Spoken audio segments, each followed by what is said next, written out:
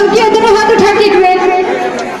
हमार पार्टी तो हरदम तैयार छे शुरू है हम गाना चले हमार पार्टी झांसी की रानी तो दौड़ सबके अपने दोनों हाथ उठा के और जय शिवाजी बाबा भोलेनाथ की